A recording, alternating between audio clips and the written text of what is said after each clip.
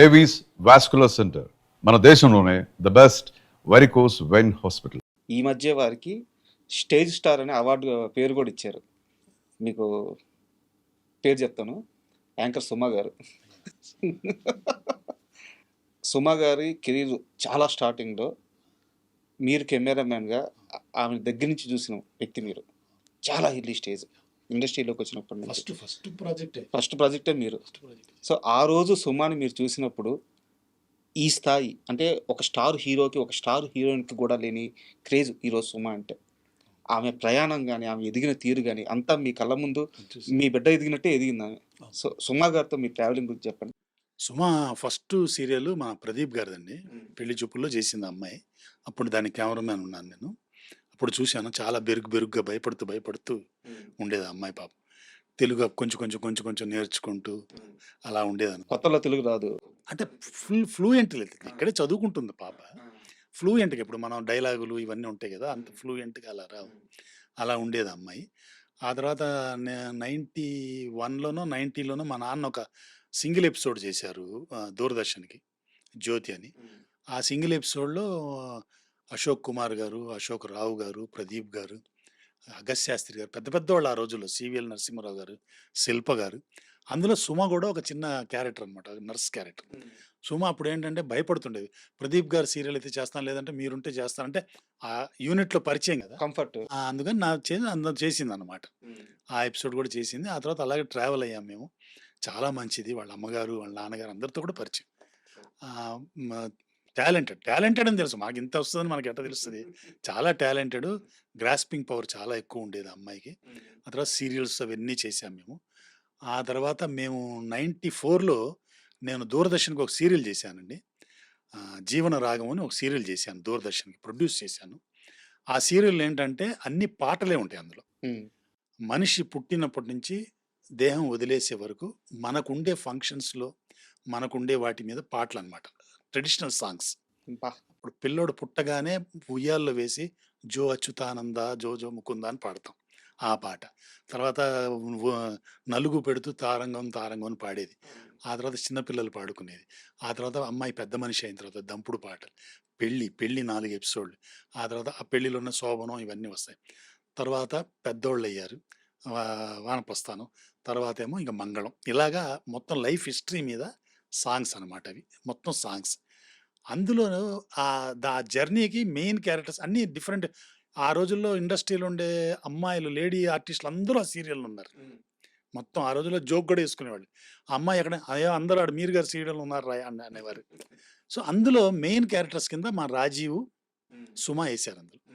అక్కడ వాళ్ళకి ఫస్ట్ ఆ లవ్ చిగురించడం అనమాట. అది వాళ్ళకి అది ప్రీవిజ్ మ్యారేజ్ అనమాట. అది అలాగా ప్రీవిజ్ వీడియో షూటింగ్ లాగా అది జరిగింది అనమాట మాది.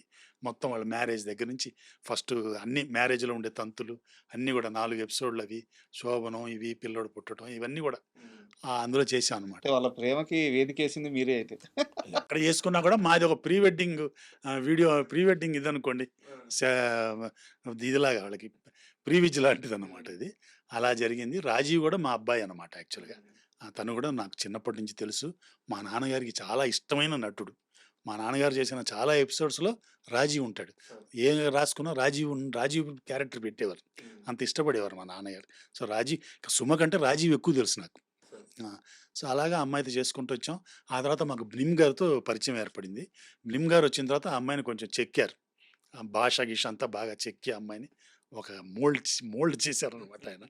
సో ఆయన దగ్గర భాష, నా దగ్గర హ్యూమర్ ఎక్కువ ఉండేది, కొంచెం స్పాంటినిటీ అది ఉండేది. అవి అమ్మాయి ఇప్పటికి కూడా చెప్తుంటుంది అక్కడక్కడ, మీరు గారు స్పాంటినిటీ ఆ బ్లిమ్ గారి దగ్గర భాష నేర్చుకున్నాను అని. ఇప్పటికి కూడా అమ్మాయి చాలా అణుకువ, అది ఆ మర్యాద. ఇప్పటికి కూడా ఏదైనా ఫంక్షన్ ఉంటే మర్చిపోకుండా నన్ను మా మిస్సెస్ని పిలవటం, ఇవన్నీ అంటే ఎంత ఎత్తు ఎదిగినా మూలాలు మర్చిపోకూడదు అంటాం కదా, అదే అవన్నీ అమ్మాయి మర్చిపోకుండా మమ్మల్ని ఇలా గౌరవించడం, ఇవన్నీ అందుకే వాళ్ళు అంతంత పెద్ద స్టార్స్ అవి అయ్యారనమాట వాళ్ళు. Great journey sir. చాలా అంటే సుమ గారిని చూస్తున్నప్పుడు అంటే మనకే అనిపిస్తుంటే, ఒక అమ్మాయి, ఒక చిన్న అమ్మాయి పల్లెటూరులోనో ఒక చిన్న టౌన్లోనో ఉన్న అమ్మాయి ఇండస్ట్రీకి వెళ్ళాలి, నేను ఒక యాంకర్ అవ్వాలో, ఒక యాక్టర్ అవ్వాలో, ఒక టెక్నీషియన్ అవ్వాలో అని ఒక కళ ఉంటుంది. బట్ ఎదురుగా ఒక శిఖరం ఉండాలి. ఇప్పుడు చాలామందికి చిరంజీవి గారు చాలామంది నేను చిరంజీవిని అవ్వాలనే ఇండస్ట్రీకి వచ్చేది. అవతారా అవ్వరా అనేది తర్వాత సంగతి. ఒక ఇన్స్పిరేషన్. అలాగా కొన్ని లక్షల మంది ఆడపిల్లలకి సుమ గారిని ఒక ఇన్స్పిరేషన్గా ఈరోజు తెలుగు వారికి నిలబడి ఉంది. సో చాలా గర్వంగా అంటే అది అంత ఈజీగా వచ్చింది కాదండి. చాలా డెడికేషన్, చాలా హార్డ్ వర్క్ చేసింది ఆ అమ్మాయి. ఉమ్, చాలా సాక్రిఫైసెస్ చేసింది. అన్ని చేయబట్టి ఇప్పుడు ఆ తర్వాత ఈ గ్రాటిట్యూడ్ ఉమ్. గ్రాటిట్యూడ్ ఉన్నది. ఇవన్నీ ఉన్నాయి కాబట్టి ఆ అమ్మాయి ఆ హైట్స్‌లో ఉంది. అలాగే ఉంటదని భగవంతుని ప్రార్థిస్తున్నాను. బట్ సుమ గారి గురించి చాలా గొప్పగా చెప్పారు. మరి మీ అబ్బాయి రాజీవ్ ఆ! ఎక్కడ మాట్లాడినా మా అబ్బాయి, మా పిల్లోడు, మా ఇంటి బిడ్డే అని చెప్తారు. ఎందుకండి ఆయనకి అంత మొహమాటం?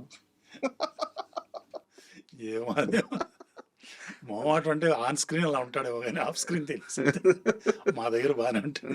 ఎక్కడ అసలు ఎక్కడ కలిసినా గానీ, ఎక్కడన్నా మాట్లాడినా గానీ, 10 మంది ఉన్న దగ్గర గానీ, ఏదన్నా అడగాలన్న మొహమాటమే ఆయనకి. అలాగే.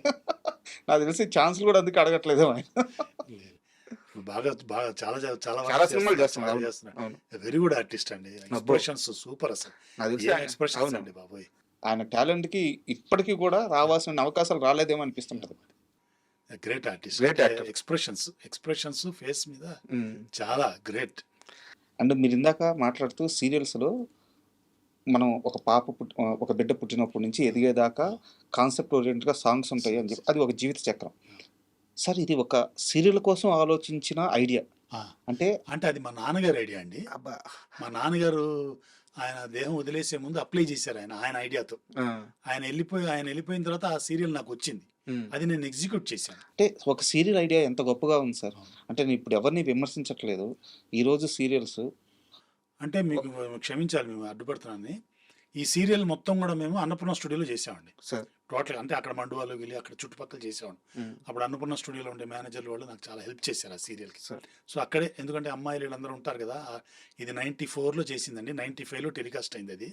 సో ఆ టైంలోకి అక్కడ చేసాం మేము.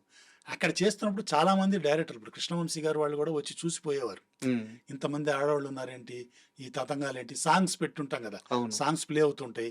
ఇవన్నీ ఏంటని చూసారనమాట. సార్. నాకు తర్వాత 'మురారి' అవి కూడా ఆల్మోస్ట్ కొంచెం దీని ఇన్స్పిరేషన్ కూడా ఉండొచ్చేమో హ్మ్. అని నేను అనుకోవటం. హ్మ్. అంటే ఇప్పుడున్న సీరియల్స్‌లో నేను ఓపెన్‌గానే చెప్పేస్తున్నాను. ఒక భర్త, ఇద్దరు భార్యలు. హ్మ్. ఒకరిని పెళ్లి చేసుకుంటారు. ఇంకొకరిని ప్రేమిస్తుంటారు. అత్తాకోడళ్ళ గొడవలు. వీళ్ళని చంపాలి, వాళ్ళని చంపాలి. ఇప్పుడు సీరియల్ కథలన్నీ ఇయ్యే.